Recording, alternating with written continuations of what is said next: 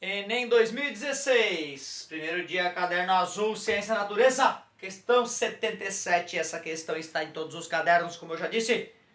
O trilho de ar é um dispositivo utilizado em laboratórios de física para analisar movimentos em que os corpos de prova, carrinhos, podem se mover com um atrito desprezível. A figura ilustra um trilho horizontal com dois carrinhos 1 e 2, em que se realiza um experimento para obter a massa do carrinho 2. No instante em que o carrinho 1, de massa 150 gramas, passa a se mover com velocidade escalar constante, o carrinho 2 está em repouso. No momento em que o carrinho 1 se choca com o carrinho 2, ambos passam a se movimentar juntos com velocidade escalar constante. Os sensores eletrônicos distribuídos ao longo do trilho determinam as posições e registram os instantes associados à passagem de cada carrinho, gerando os dados do quadro. Com base nos dados experimentais, o valor da massa do carrinho 2 é igual a... Bom, primeiro eu percebo que o carrinho estava parado na posição 15 no começo do movimento, e depois, um segundo depois, ele já está na posição 30. Como o enunciado diz que ele está em movimento uniforme, eu já posso calcular a sua velocidade. Vocês devem lembrar que velocidade escalar média, variação da posição dividido pela variação do tempo, S menos S0 dividido por T menos T0, a velocidade do carrinho 1 fica sendo 30 menos 15, posição final menos posição inicial, dividido por 1 menos 0. Portanto, o carrinho tinha 15 centímetros por segundo de velocidade. Observem que o carrinho 2 estava parado nesse primeiro 1 segundo. Depois, os carrinhos passam a ter a mesma posição no mesmo tempo, eles adquiriram a mesma velocidade.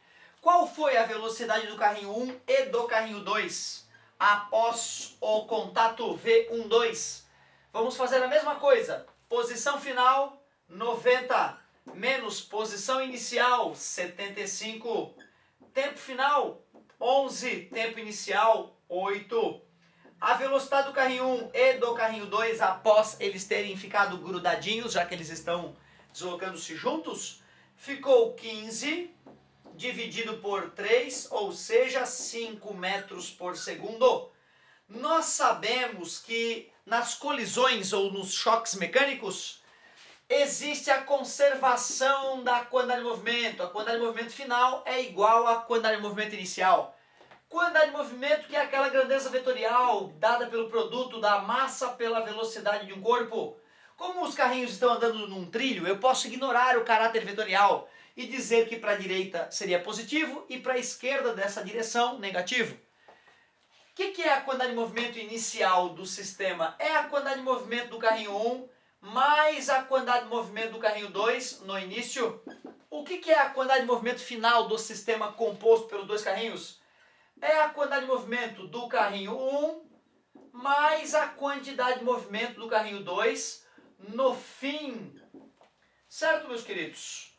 Claro que eu poderia ter escrito quantidade de movimento do carrinho 1 mais quantidade de movimento do carrinho 2 no início. Fui direto ao ponto, já que precisamos de agilidade.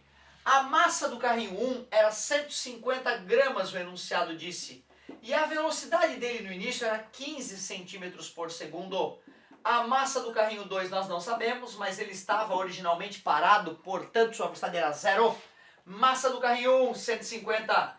Velocidade após a batida, tanto para o 1 quanto para o 2, a velocidade final era 5. Massa do carrinho 2, desejamos velocidade após a batida, 5. 15 vezes 15 é 225. Concordam comigo? Se bem que o manual do bom professor diz para a gente não multiplicar antes do final do problema. Mas eu vou desobedecer. 15 vezes 15, 225. Boto o zerinho. 5 vezes 15 é 50, com 25 é 75. Mais passar para cá menos, só que tem o zerinho, hein?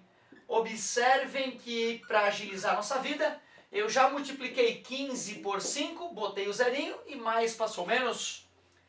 Tinha R$ 2.250, gastou R$ 750. Oh meu Deus, quanto sobrou? Gastou 250, sobrou 2.000. Gastou mais 500, sobrou 1.500. Já perceberam que quando a gente pensa em dinheiro, o cérebro parece que entra em estado de alerta para que não percamos nossos recursos? E a gente acaba processando os números melhor. Essa é uma dica interessante. Dividindo ambos os lados da equação por 5, descobrimos então que a massa do carrinho 2, 15 dividido por 5 é 3. A massa do carrinho 2 ficou 300 gramas, certo, meus queridos? Bem tranquilinho, né? Qual era a letrinha? Qual era a letrinha? Vamos ver. Ficamos com letrinha C. Certo? Bons estudos e até a próxima. Beijão!